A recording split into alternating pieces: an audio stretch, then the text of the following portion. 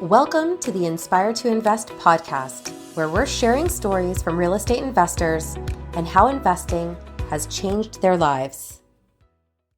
This episode of Inspire to Invest has been brought to you by Cardinal Law. Hey everybody, welcome to Inspire to Invest. I've got Brady McDonald here with me today, and he's joining us from sunny Cape Coral, Florida, but he's initially from Barrie. He stands at the helm of a multi-million-dollar business spanning the United States and Canada. His portfolio extends beyond this single success, encompassing ventures into developing self-storage facilities and even renovations. His path is marked by the battle scars of an entrepreneur, a testament to his business acumen and unwavering spirit. And I had the privilege of seeing him speak about a year ago in Collingwood. So I've been able to see and witness his story firsthand, but I'm very proud to have him here today. So how are you? I'm doing great, Serena. How are you? Awesome. So obviously you've done quite a bit, and obviously I've got a little bit of a backstory since I have heard you speak. For someone that may not be familiar with you, can you go back to the beginning and where real estate came into the picture for you? Because I know it wasn't something that was maybe on your radar early on. Yeah, sure. So yeah, I grew up in like small town Ontario, ended up losing my license for drinking and driving. My parents kicked this is gonna be the very short version. My parents are like, kid, you gotta go to college. Went to college for forestry of all things Yeah, because the most successful people, and this is just perspective, the most successful people my family knew, yeah, were forest firefighters. So they're like, hey, go down this path. And this is like, this is where freedom looks like. So that's what I did. In first year college, I learned that, hey, my buddy's friend worked for this company called Hydro One. He had a brand new truck and a full case of beer. I'm like, and he made it 100 grand a year. I'm like, he's hey, that living. is that's like, this is it, right? This is the Yeah, dream job. And it was, I mean, for a yeah, guy that I was 17 years old at the time, 18. And so I did everything possible to get that job and I got it. yeah, It took like, 4 months. I got that job.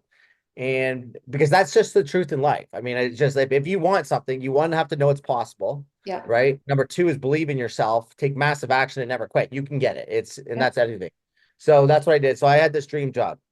We were like 10 years into the career. I was running a training center for Hydro One, yeah, training, thousands of people and running an apprentice program there, teaching men and women how to climb trees around the hydro lines and not kill themselves, essentially.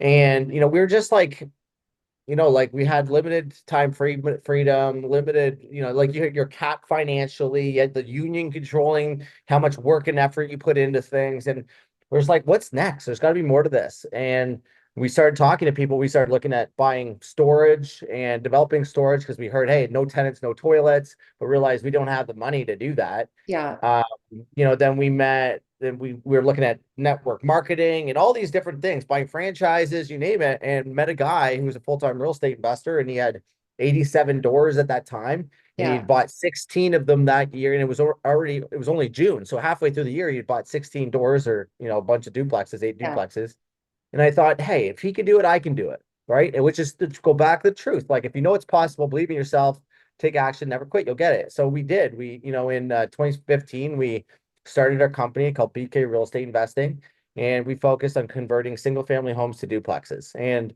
so it was my wife and I, we refinanced our primary residence. We came up with 150,000 yeah, and, just went all in. And I did all the renovations myself for the first couple projects. yeah, We refinanced them. It worked. And that proved the strategy. And then it was like, hey, how do we actually create a business out of this? So then we realized that we need to control our costs. And so we started the construction company, and then we got in property management company. yeah, And we, within the first year, we did 7 or 8 properties. The next year, it was about 20. After that, it was 35 to 25 every year yeah, for the years going forward. And so we ended up doing land development and anywhere from like 3 to 10 unit buildings in properties and a lot of ground up. We did a lot of detached accessory dwelling units. yeah. And then, eventually which we can probably talk a little bit about later, we eventually came down to the United States and stuff. But yeah, that's kind of how it all happened, right? It just, So how long yeah. did you say it took for you to make that transition? Like, did you just rip off the Band-Aid and quit what you were doing and then go into this? Or did you do it kind of over a period of time to preserve that active income while you're getting off the ground? Yeah. Yeah, that's a really good question. And so yeah, it took us so we started essentially in 2015, April in 2015, and I didn't quit. I took a leave of absence in 2017. Yeah. And I was about 3 months into that leave of absence when I'm like, there's no way I'm going back, right? Yeah. Like we were already Got making a taste of the good life. six, seven Yeah. figures. It's like, why would I, we were already making, Yeah. like a fair couple $100,000 a year, easy.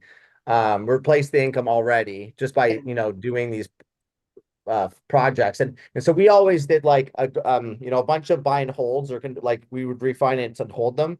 Yeah. And then 25% we were flipping, right? So we Right. replaced the income, which is Yeah. a big thing for everybody to realize. Like you're not going to retire or do this on rental income. Yeah. Rich Dad, Poor Dad, great book, great in theory, good, back in, 20 years ago when it was written, but it's like Yeah. next to impossible now. Yeah. And I So think you you need to have, consider that there's got to be balance, right? Like I have found, and you may be aware of some of the challenges that have happened in the community in the last year, is that liquidity has become a really big problem, especially maybe for people tackling land development stuff. And part of the challenge is also they don't have that balance of the active income coming in, right? So I think that yeah, is really wise feedback. Like for one, taking that leave of absence, just in case there's any possible uncertainty that you're not just burning your bridges, but then also just making sure that you are covered off so that you've got some of that income coming in, because as we've seen, like interest rates are going up, housing price going down, like there's all these challenges that people have had, right? So I think balance is yeah. incredibly important. Yeah, and I would say like looking back, the one thing that we probably did wrong or like maybe could have been a little bit more strategic on is like keeping that leave of absence as long as possible because it would essentially still get me more mortgages. Oh Because once yeah, you become yeah, self-employed, that is a yeah, new challenge. It's like, oh, yeah, I could have got a lot more mortgages if I yeah, stayed employed yeah, than I was at least a lot easier, right? Then, yeah, that was one other thing. But we went through a bloodbath, just like a lot of other people. I mean, yeah, we survived because we had a big portfolio and took a lot of action. But there was months that we were bleeding insane amounts of money, and so my big takeaway from the last 2 years is to have multiple streams of income. yeah, And so, and so that's kind of where, we can talk about our land development and what we're doing now to generate that cash flow because you can't, we were relying on selling properties, but until you can't sell a property, like you're like, wow, what do I do now? If you don't have access to equity, what do you do now? If you can't refinance, what do you do now? yeah, And yeah, so that is the big, you need to like create, if you need 100 grand to live, you yeah, should always have some other way to make 100 grand outside of real estate and maybe yeah, still be tied to real estate. That's why I yeah, think like, even if you sell a few houses or I don't know, there has to be a strategic move that way because yeah. it brings a lot of people. Yeah, no, I mean, I feel like that's been like it's actually amazing to me how quickly everything has changed and how many people have been impacted, like in a way that I think everyone's head's kind of spinning after this last year, right? But I guess Yeah. when you look at, I guess that's been 9 years since you kind of got into this. What would you say is something that you feel like is your biggest success and something that you're most proud of?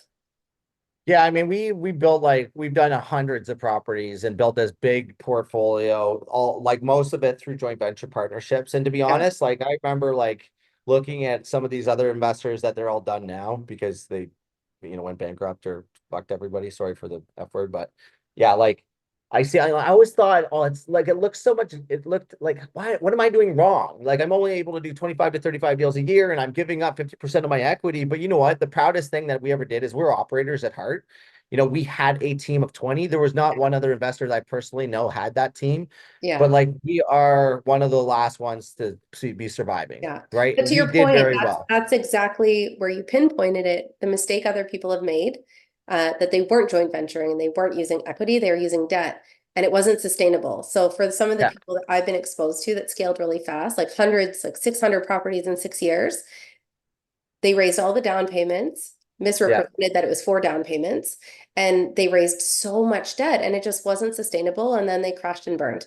There was yeah. properties that weren't renovated, there was 30% vacancies, there's all these issues and stuff like that. And now as a result, they're losing everything. They're going to be forced into personal bankruptcy, and there's going to be hundreds of investors also taken advantage of in that sense. So I think you did it the right way. Like it might have taken a little bit longer, but I think scaling appropriately with equity and JVs is the right way to do it, even if it takes a bit more time. At least you'll have something at the end of it.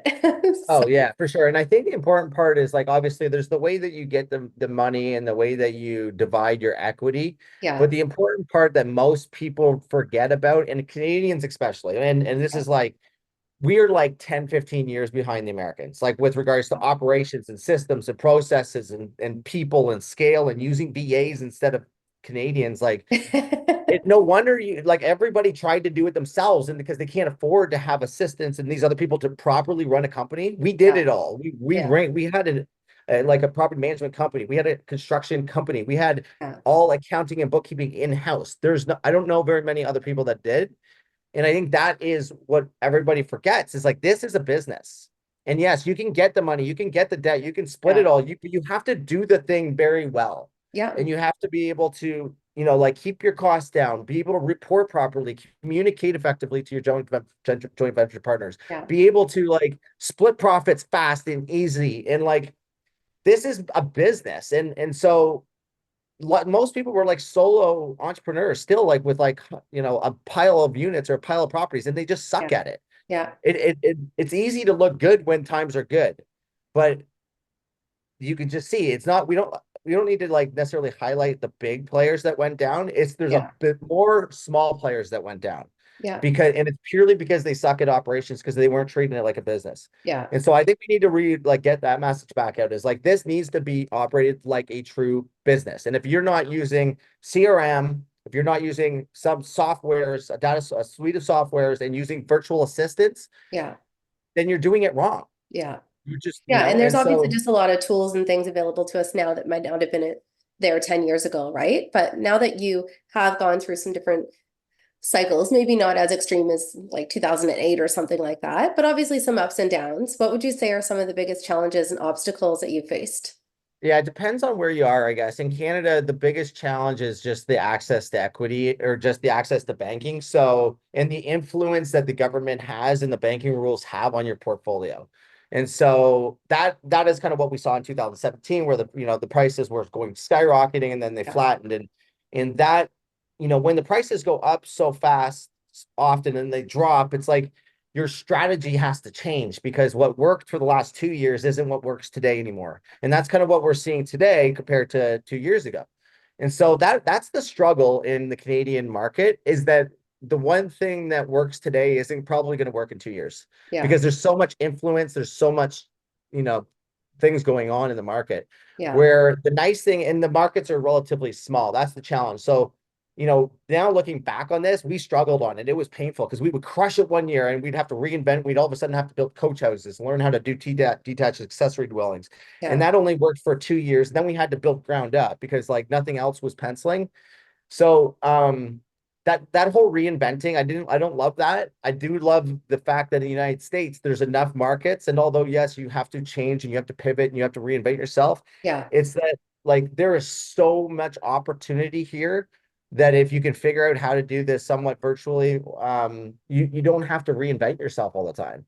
yeah, That was the hard part in business. And then the other hard part, looking back on it, is not coming down here sooner to get around the right people that are aggressively trying to become better. yeah, Like, no offense to Canadians, but we are, and the Canadians will say Americans are like, they're outspoken and they're assholes and all this shit. And it's like, yeah, if you go to, the all-inclusive, the resorts and you're drunk, right? And they're drunk and like, yeah, you're all a bunch of drunk assholes.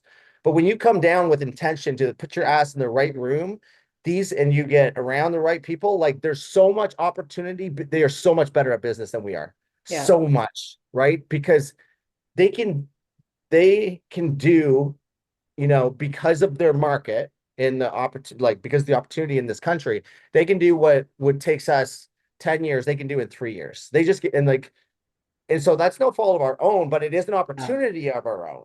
Like yeah, we're born in Canada. That doesn't mean we have to do business in Canada. That doesn't mean that we can only network in Canada. We should be yeah, down where the best are in the country. And if all you got to do is cross the border, get on a $500 flight to be around the best entrepreneurs in North America, that's what the Canadians should do. Yeah, and things have changed. I mean, I bought my first rental property in Florida in 2013, and back then I couldn't finance it in either country. And obviously that has changed now, right? So I think with access to information and now with some of the resources that are available, it's not like you can blame that on a limitation, right? But we're going to just take a really brief break for a word from our sponsors, and we'll be right back. We're investors. We understand investors. I've invested in real estate longer than I've been a lawyer. We help with transactions, but we're not transactional. We approach things from what's the strategy and how this helps clients. They're not sort of dealing with a hodgepodge of corporations and assets and trying to mix it all together in some form of mixing bowl. We work in a collaborative way with our clients to create some form of organized structure, and reduce the chaos, take a less is more approach, and we find people are really happy with that. For more, go to cardinallaw.ca. Is the real estate investment you're considering a gold mine or a landmine? Introducing PropertyCast.io, the black magic of real estate investment analysis. Use PropertyCast.io to analyze and underwrite real estate investment opportunities, unlock the potential of a property, and share professional reports. Jordan McGregor is a commercial realtor and founder of PropertyCast.io. He identified the need to simplify and streamline how properties are underwritten to help investors make better decisions and sound investments. PropertyCast.io is a best-in-class purpose-built tool for real estate investment analysis. To find out more, go to PropertyCast.io, and to sign up, click the link in the show notes. I value transparency, integrity, and trust. If you choose to work with me, you can be assured that business will be conducted honestly and openly. Time is of the essence in this industry, so you can expect nothing short of quick, clear communication from me. I'll keep you informed every step of the way so you feel comfortable throughout this entire process. Our homes are where we eat, sleep, relax, and play. My clients' best interests are at the heart of everything I do. And with this said, my service to you doesn't end when the transaction does. As your realtor, I'll not only help you buy and sell your property, I'll also educate and support you along the way. I want to help you fulfill your goal of home ownership and become your trusted real estate resource for life. I can't wait to share my passion for real estate with you. More importantly, find you the perfect house to turn into your home. Looking to buy, sell, or invest in Durham Region or Toronto? Let's chat. Inspired to Invest is proud to support the Beyond Success program. In today's complex world, it's absolutely crucial for our youth to learn how to take charge of their financial future. We believe that every young person deserves access to accurate, practical financial information. Designed to bridge the gap, the Beyond Success program leverages a comprehensive educational bootcamp to equip young minds with essential financial literacy skills. At Beyond Success, it's not just about teaching financial literacy, it's also about fostering a foundation for a prosperous and empowered future. Join us. Together we can build a brighter financial future for the next generations. Join us. Together we can build a brighter financial future for the next generations. Hey everybody, welcome back to Inspired to Invest. I've got Brady McDonald joining me from Cape Coral, Florida today, but he's initially from Barrie. And before the break, we were talking about how he scaled his portfolio and then eventually was attracted into the United States based on some of the resources and opportunity that we just don't seem to have here in Canada. One of the things that I always like to ask people is, what's one of the craziest things that's ever happened to you as a real estate investor? Oh man, yeah, the craziest thing was, I mean, what happened in 2022, 23. Yeah, so when the interest rates, so we came down to the United States and I literally had no plan, right? We kind of came down, went to a mastermind. I knew that I needed to get around the people that were already doing it and really ultimately figure out the strategy that worked down here. So we decided, okay, no tenants, no toilets. But in the meantime, while we figure out self-storage, let's just force ourselves to get into the market. So we bought 6 houses, relatively short order of time. And this is all like just before the peak. Okay. So 2022, I guess, is when we came down. 2023, it was kind of, we're kind of getting early 2023, we were starting to get into the peak. And then, the interest rates started to increase and we got smoked by a hurricane down here. We're about to get hit by another hurricane tomorrow, actually.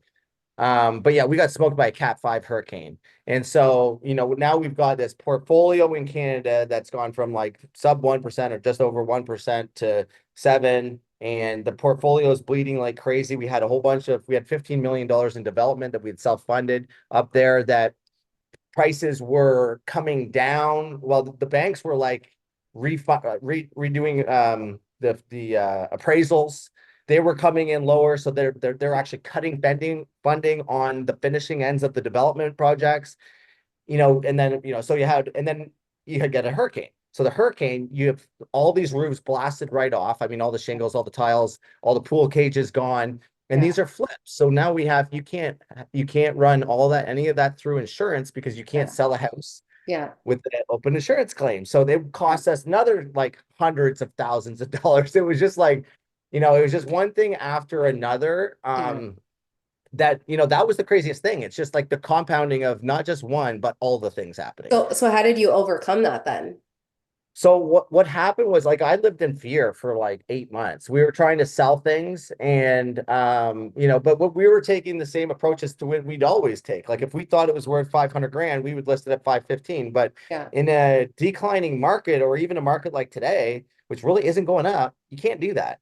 I mean, so I got good advice. What happened was, I was just like at my tipping edge, and I was using alcohol to deal with the fear. And I was using, like a lot of us use alcohol to like have fun and to socialize and to relax and to deal with fear and all these things. And I was dealing with it. Like, I was, drinking at the end of every day just to calm down and like try to go to sleep. Because I didn't know what to do, to be honest. And so we were in the Exumas on our 53-foot boat. And I just said to my wife, like, tomorrow's the last day I'm going to drink. Of course, I didn't just have one beer. I had a whole bunch. But then I left there and I went to see my now business partner, Kent Clothier. And I told him all the news, the bad stuff. Like, I just poured into, like, just like got vulnerable and just said, this is all of the crap that's happening. And that's the big thing, is like, you have to get vulnerable. And I think, like, you got to get around the right people. Like, if you got a real problem, just tell the right person the real problem, get vulnerable, because that is the moment when you actually can get help. And so I did. And thankfully, he gave me 3 goals when I walked away out of there. He said, I want you to put $1 million in the bank. I want you to generate, turn this one company into a couple $100,000 a month, and to sell all the red properties. And we had a plan to do it all. And so I just went to work, and I got focused, and I had cut all the booze out of my life, and I focused on fitness and fitness, family, fitness, relationships, and business. At that moment, I said, if it doesn't add value to one of those 4, I'm not doing it. So you can all of a sudden create a lot of momentum and solve a lot of problems when you stop doing all the stupid shit in life. When you stop socializing on, whether it's TV or social media or drinking and hanging out with your friends and buddies, like they're not really they're not adding value to your life. They're entertaining you. They're distracting you, actually. And so at the end of the day, I put $3.8 million in the bank. And how did I do that? I just sold the things. I got unemotional. I detached myself from the actual properties and solved the problem. And so we were able to that helped, right? And then I had bandwidth back, because when you are in the weeds, when you're in the crap, you can't solve your own problem often. You can't think properly. So you have to like figure out how to get rid of that as fast as possible. Get around the right people, solve the problem so you can free up bandwidth. Then I could start focusing on, okay, what's the next 6 months look like? How can we, not only solve and clean up the rest of the mess, but like, how can we, re-strategize, figure out what this next thing is that we're going to do. And that's ultimately what happened. Like, it was a combination of cutting out alcohol, doing only the things that mattered, getting around the right people, being vulnerable, and taking massive action. Right. Well, that kind of covers probably my next question, which was, what's the best advice that you've ever received? But maybe there's something that you want to add that could be a little bit different. Yeah, I mean, it wasn't necessarily, well, okay, this is the best thing that ever changed my life. It was like, I was on a jet, so I flew on a private jet with Mark Evans, and he said, and so we were at this event, and if you don't know Mark Evans, he's a super great guy, super successful entrepreneur down here in the U.S. And he wasn't drinking. And, we were socializing and drinking and, at a restaurant, whatever. And I'm like, oh, Mark, you don't drink. And, because like most places, most in Ontario, Canada, United States, doesn't matter. Everybody drinks. And it's like this, it's like, it's the social thing to do, right? It's the accepted thing to do. And he's just like, his answer, I'm like, why don't you drink? He's like, yeah, I cut it out a few, maybe like 8 months ago. And he's like, I just decided it wasn't serving me. I'm like, darn. And that stuck with me for the next year. Yeah. Right. And I'm like, it just doesn't serve me. So if you have a decision to make, right, that's where I said, hey, if it doesn't serve my family, my fitness, my relationships, or my business, I'm not doing it. And that's alcohol does not serve any of that. You can convince yourself that it serves that stuff, but it actually hinders all of it. And there's going to be a lot of people hate me for this. They're going to probably end the podcast, but I challenge everybody to seriously look inside yourself. If this is pissing you off, then ask yourself why. And it's got nothing to do with what I'm saying. It's your relationship with alcohol. And it's not your fault. This was the exact same way. But when I cut that out of my life, everything got better. Yeah. I had to fill the void. I had to learn how to do that. Yeah. Right. I had to fill that void. I had to be super strategic in that. But then, I showed up bigger in a better way. My business partners became guys that are doing thousands of deals a year. Yeah. Right. I started running the 50-mile run and came third place. I ran a 100-miler, Ultraman, like doing things that, 0.0001% of the humans on earth can do. Yeah. And that is purely because I don't drink. And I made that conscious decision. Yeah. Right. And I'm not the only one. One of my buddies just sold his company for $218 million. He quit drinking 2.5 years ago. Yeah. One of my other buddies just sold to EXP. He also doesn't drink. This is just what successful people do. This is the thing that moves the needle the most. Yeah. Right. Yeah. And so that's kind of the best tip that I ever got is like, hey, if it doesn't serve you, don't do it. Yeah, no, I think that that's huge. And for some people, like they can have the one drink, but there's also people that can't and they continue on to like 5 and 10. And obviously that has such an impact on everything, right? Being able to get up in the morning, being focused, just all of those things. Yeah. Now, obviously you talked about kind of where things were and how things have changed, but in your mind, like what's next for you? Like, what are you working towards at the moment? Yeah, so we are building a company called Barefoot Land Co., and we focus on developing land for self-storage. So we source land off market. We currently have 18 people. We started with myself and my brother back in October, November last year. And so now we have 18 people, and we're really focused on, so we're essentially sourcing land, doing all this intensive underwriting, doing the entitlements on the land, and then site plan approvals, and then essentially selling the dirt to a self-storage developer that will end up building ground up construction. And so these sites generate, a pile of revenue per site.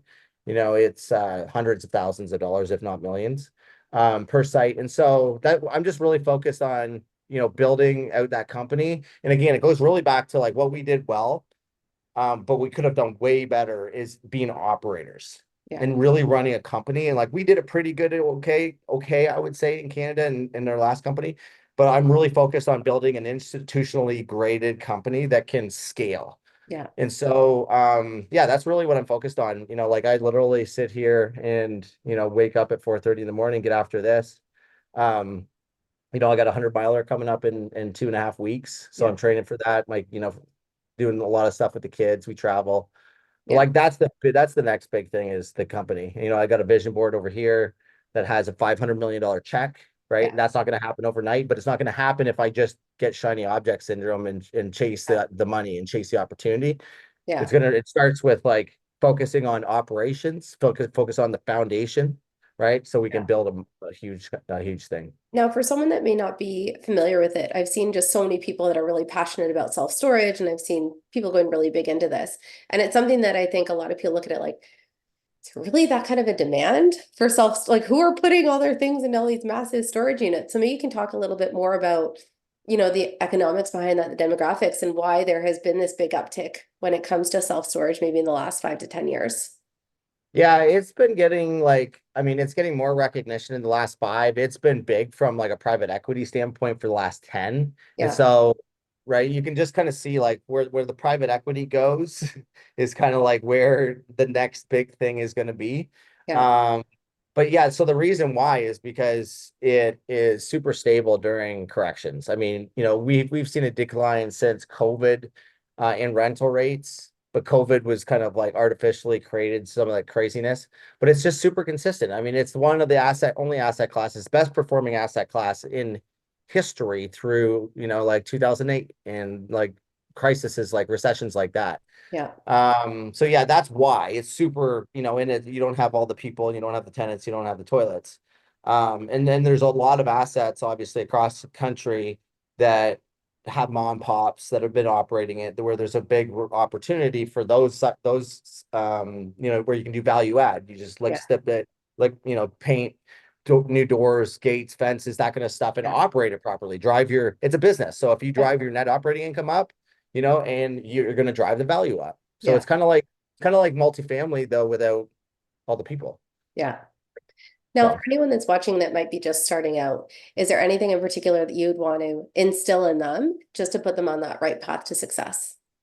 yeah. So losers educate and winners implement. That is the biggest takeaway that you can, like, honestly, you can listen to all the podcasts, you can read the books, you can educate yourself to the nines. You will be stuck in the loser pool. I can guarantee you. The only reason I won, the only reason anybody else wins is because they implement, they actually do the thing. Yeah. Right? You have to take action.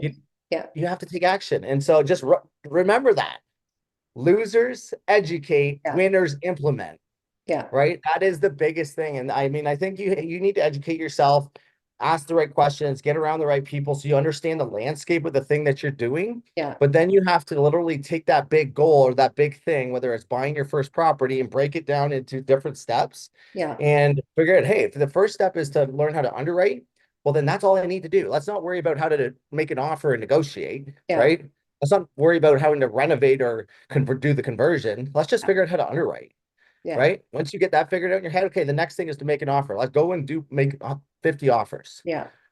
And then I don't care if it's storage, buying your first house. It all works the exact same way. Yeah. Awesome. Now, for anyone that wants to get in touch with you or learn more about your opportunities, what's the best place for them to find you? Yeah, you can go to Instagram or Facebook, Brady.McDonald84. We also have a website at 0to100.com. So we do this thing. It's a 0 to 100 day challenge. It's completely free, just really helping people. It's kind of like the 75-day hard, but way more realistic.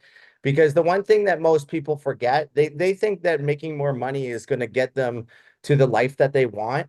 Right. But a lot of the times it's actually the opposite. If you start working on your body, you get your body right, you get your mindset set right, opportunities, relationships, all that stuff actually becomes possible. But if you're not the person that you need to become to accomplish those goals, you're not gonna, you're gonna do it the hard way. Been there, done that, right?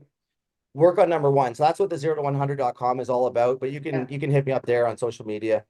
Awesome. Well, thank you for your time today. I know that you're a busy guy. Of course, for anyone that is watching, thanks for your time as well. If you have enjoyed watching this episode, make sure that you like, comment, and subscribe on YouTube. You can also follow along with us at Inspire to Invest podcast on social.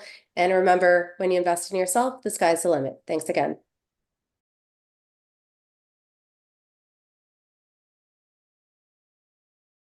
The views represented on this podcast are for general information only and does not constitute investment or other professional advice or an offering of securities. The host and guests featured on Inspire to Invest make no representations as to the performance of any particular investment. Should you decide to make an investment, you are responsible for conducting your own review and analysis. It is recommended that you obtain independent legal, accounting, and tax advice from licensed professionals.